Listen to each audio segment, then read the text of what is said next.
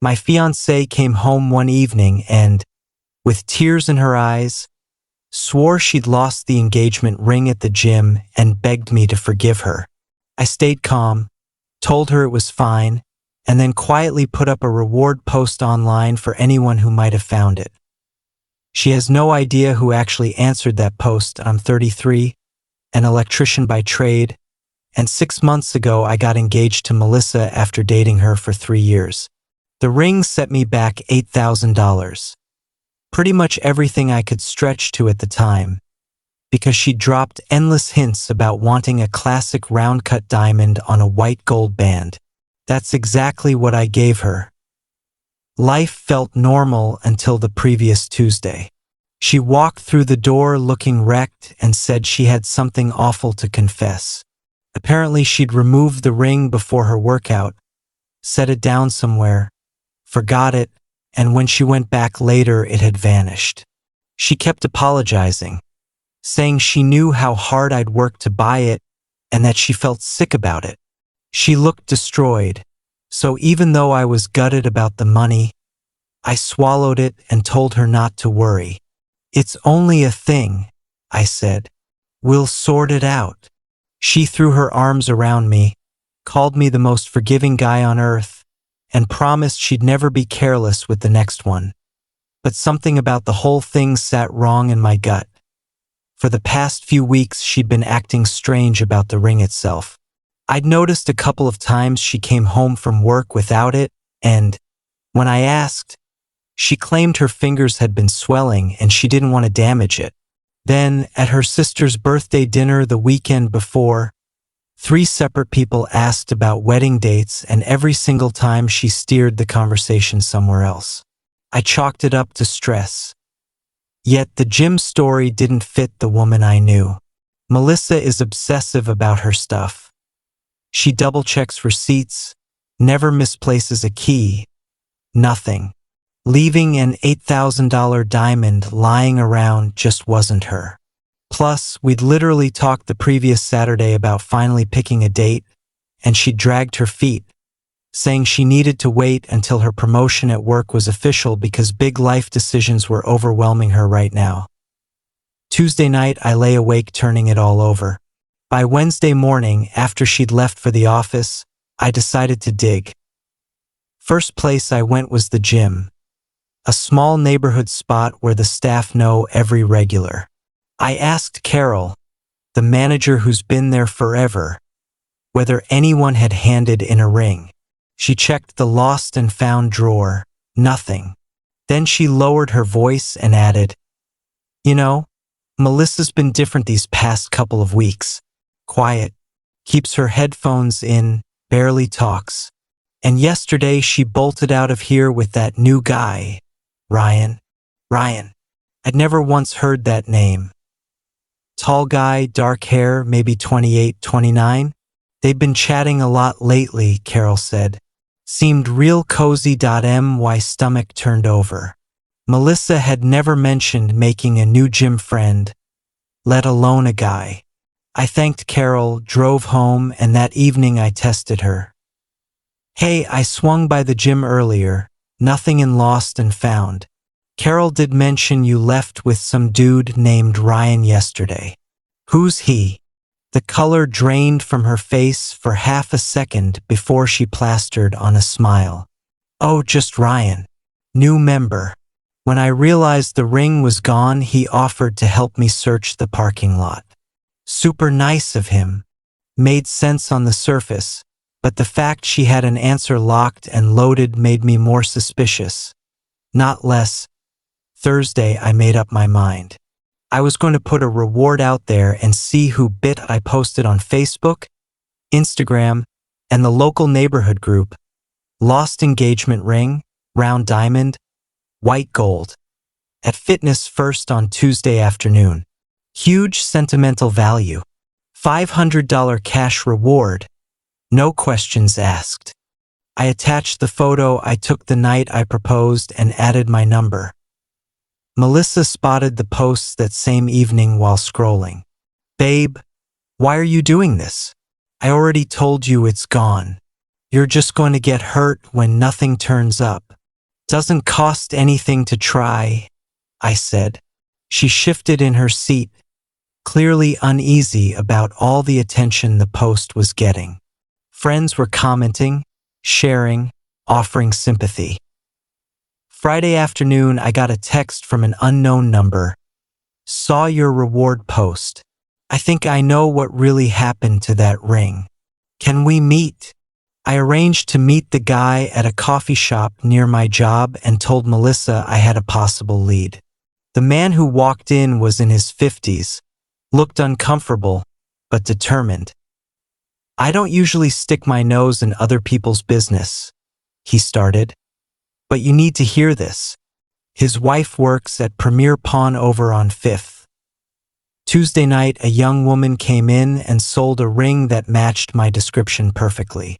He showed me a photo his wife had snapped for inventory. Same ring, no question. My wife felt bad when she saw your post today. The girl who brought it in said it was her grandmother's and she needed cash fast for car repairs. I stared at the picture of my own ring sitting under fluorescent lights in a glass case. It was still there, marked at $7, $500 that I thanked him. Sat there another hour letting it sink in, then went home and said nothing to Melissa that night. Instead, I started watching her like a hawk. Phone always face down, little private smiles at messages, quick glances to make sure I wasn't looking. Saturday morning, while she was in the shower, her phone lit up. I caught the lock screen preview. Yesterday was perfect. Dying for our weekend away. Sender. Ryan. She told me she was spending the weekend at her sister's and that I should enjoy a guy's weekend at home. It all snapped into place. The ring excuses, the wedding delays, the new friend, pawning the ring. She was cheating and using my money to bankroll it. Update 1. 5 days later, Saturday, I went straight to Premier Pawn. Ring was exactly where Frank said, tagged at $7,500. Manager confirmed a woman matching Melissa's description had walked in Tuesday evening and taken $2,800 cash for it. I didn't redeem it yet. I had bigger things to handle. Saturday afternoon, Melissa left for her sister's house. I gave her an hour head start, then drove past Jenny's place. Melissa's car wasn't there. I called Jenny directly. Hey, is Melissa with you this weekend? Melissa? No, I haven't talked to her in days. Why? Just checking. She said she was staying with you. Jenny sounded confused. Melissa was lying about her whereabouts. No surprise. Sunday, I updated the original reward post. Update. Thank you everyone for sharing. Turns out the ring wasn't lost. It was pawned at Premier Pawn on 5th the same evening.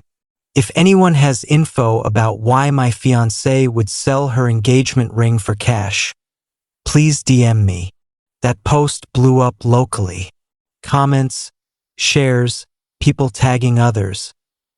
Monday night, Melissa came home glowing from her relaxing weekend with Jenny. Have a good time? I asked.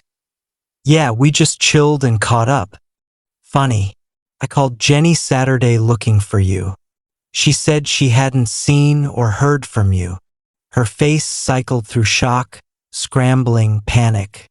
We mostly texted. She probably forgot. Monday night, I laid the pawn shop evidence on the table. She denied. Someone was scamming me for the reward money until I mentioned security footage and paperwork. Then the story collapsed. She swore she'd only pawned it for emergency car repairs and was too embarrassed to ask me for help. Then why lie about the gym? Because you've been stressed about money. What about Ryan, the guy you spent the weekend with? More denials until she finally admitted the affair. It's only been a few weeks. It's purely physical. I love you. He means nothing. And then, under pressure, admitted the $2,800 cash had gone to help Ryan with his money problems. She pawned the ring I worked overtime for to bail out the guy she was sleeping with. Tuesday morning, I made the final public post. Mystery solved. My fiancée pawned the engagement ring to give the money to the man she's been cheating with. Engagement is over. Thanks to everyone who helped me learn the truth. That one spread like wildfire through our entire circle. Her family, my family, co-workers, gym people, everyone. Her phone exploded. Her mom, her sister, her best friend. All calling, texting, freaking out. Tuesday night, she packed an overnight bag and left for a friend's couch. You've humiliated me in front of the whole town. I told the truth. That's not humiliation. That's consequences. We can fix this. Couples survive affairs. Not when one of them sells the ring to finance it, Melissa. That's not a relationship issue. That's a character issue. She walked out. I haven't heard from her directly since. Update 2, 4 weeks later the posts kept circulating. Our whole community saw the timeline. Melissa tried telling people I'd blown everything out of proportion and that the money wasn't for Ryan, but nobody was buying it. Her family was mortified. Her mom called me crying, apologizing, asking if we could work it out.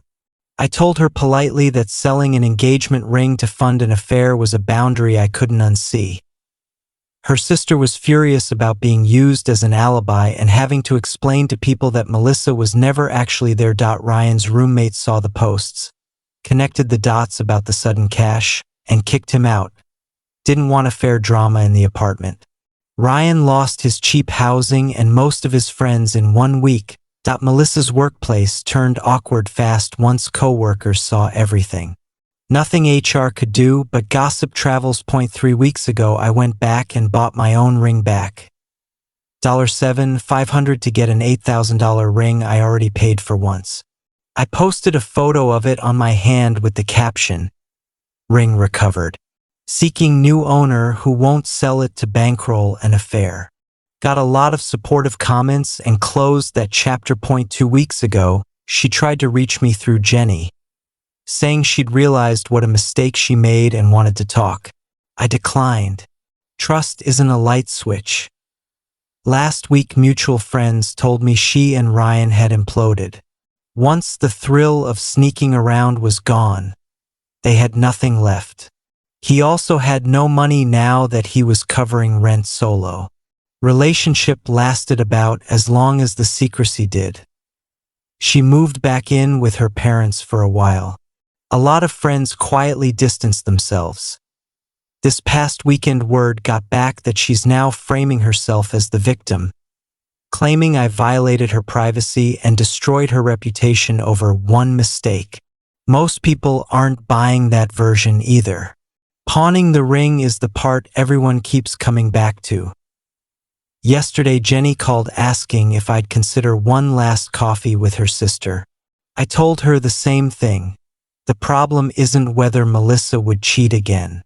The problem is that she's capable of elaborate, cold-blooded deception and theft the moment she thinks no one will find out. I can't unknow that. Jenny said everyone deserves second chances. I agreed, just not necessarily from the same person they stabbed in the back. Final update: 3 months after the reward post, everything has settled into its new normal. Melissa eventually got a small apartment, goes to work, keeps her head down. A lot of old friends stayed polite but distant, and new people she meets usually hear the story eventually. Her family helps her out, but the disappointment is still thick in the air. Ryan vanished to another part of the city. No one really hears from him anymore. 6 weeks ago, she sent a long handwritten letter. Full apology, acknowledging everything, begging for another chance, promising she's changed. I wrote back 2 sentences. I appreciate the apology and I've made my peace. That doesn't mean I'm willing to hand you another opportunity to hurt me. She asked if I could ever forgive her. I told her I already had, for my own sake. But forgiveness and reconciliation are two different things. Last month I started seeing someone new. I told her the entire saga up front. Her reaction? Anyone who would sell the ring you gave her to finance sleeping with someone else never deserved you in the first place. Night and day difference, no hidden texts, no sketchy weekend plans, no second guessing every story. I still have the ring. Haven't decided whether I'll reset the stone one day or just sell it. For now it sits in a drawer as a reminder that when your gut screams something's wrong. Listen. The posts are still up. People in our town still remember. Melissa will carry that reputation for a long time, maybe forever in this zip code. Some call it harsh. I call it accurate. Future partners deserve to know what she's capable of when she believes no one is watching. She learned the hard way that affairs aren't just about the two people sneaking around. They ripple out and torch reputations, friendships, family relationships, everything. Ryan learned that being the affair partner can cost you your home and your social circle. When the story comes out, that I learned to trust my instincts, investigate when things don't add up, and that some betrayals reveal characters so clearly there's no coming back from them. That reward post wasn't really about recovering a piece of jewelry. It was about recovering the truth. Without it, I might have married her and never known what she was willing to do behind my back. She wanted the security of our relationship and the excitement of an affair at the same time, using my money to pay for both. Instead, she lost everything she was trying to keep. I just told the truth publicly. Everyone else got the consequences their own actions earned them. Sometimes the most expensive thing you can buy isn't the ring. It's finding out exactly who someone is when they think you'll never know.